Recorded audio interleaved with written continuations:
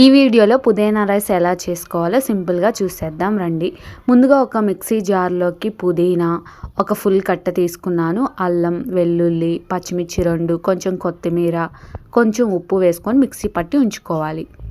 ఒక బాండీ పెట్టుకొని నెయ్యి అలాగే ఆయిల్ కూడా వేసుకొని హీట్ అయిన తర్వాత లవంగాలు, చెక్కం, షాజీరా, ఇలాచి, జీడిపప్పు వేసుకొని ఫ్రై చేసుకోవాలి. ఇది కొంచెం ఫ్రై అయిన తర్వాత పొడుగ్గా కట్ చేసి పెట్టుకున్న ఆనియన్స్, బంగాళదుంపలు, టమోటా, క్యారెట్ వేసుకొని ఫ్రై చేసుకోవాలి. ఇది కొంచెం ఫ్రై అయిన తర్వాత ఈ పుదీనా పేస్ట్ కూడా వేసేసుకోవాలి.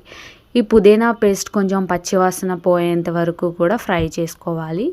దీంట్లో ఫ్రెష్గా ధనియాల పొడి కొంచెం వేసుకోవాలి. ఇది కొంచెం ఫ్రై అయిన తర్వాత మీ క్వాంటిటీకి తగ్గట్టు వాటర్ పోసుకొని ఉప్పు వేసుకొని మరిగిన తర్వాత రైస్ అయితే వేసేసుకోవాలి. అంతే, ఒక 10 మినిట్స్ మూత పెడితే కుక్ అయిపోతుంది అనమాట. 10 నిమిషాల్లో వేడివేడిగా పుదీనా రైస్ అయితే రెడీ అయిపోతుంది. ఇంకా వేడిగా పెరుగు చట్నీతో తింటే టేస్ట్ అయితే చాలా బాగుంటుంది. ఒకసారి మీరు కూడా ట్రై చేయండి. ఈ వీడియో నచ్చితే లైక్ చేసి నా ఛానల్ సబ్స్క్రైబ్